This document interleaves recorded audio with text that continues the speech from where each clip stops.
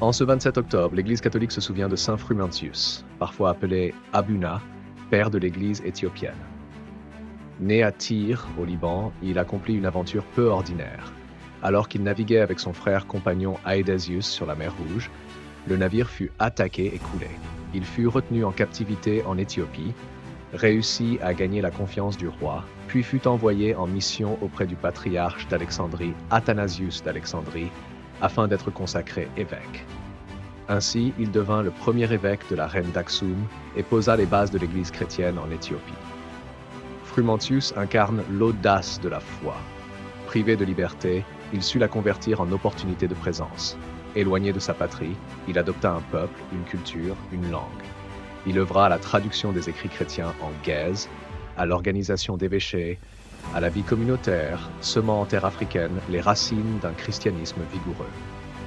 Plusieurs sources le décrivent comme bâtisseur et missionnaire, pleinement engagé à l'écoute des habitudes locales, ce qui permit à l'église d'Aksum de durer jusqu'à nos jours. Son héritage est double. D'une part, la dimension missionnaire, il franchit frontières et mers pour porter l'évangile.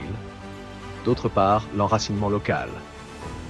Il respecta les cultures éthiopiennes, soutint une église orientée vers la communauté, non vers l'emprise. En cela, Frumentius nous parle très directement.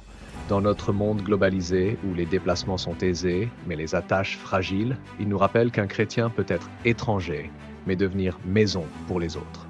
Voici 3 pistes de réflexion. 1. Quelle mer rouge aujourd'hui me sépare de l'Évangile? Quelle épreuve peut être devenir mission? 2. Dans quelle culture, quel milieu puis-je semer l'Évangile sans l'arracher, mais en l'incarnant? Comment mon engagement chrétien peut-il devenir maison pour d'autres? Que Saint Frumentius nous obtienne la grâce de la fidélité au départ, la patience à l'exil spirituel et la joie de voir l'Évangile s'enraciner là où nous ne l'imaginions pas.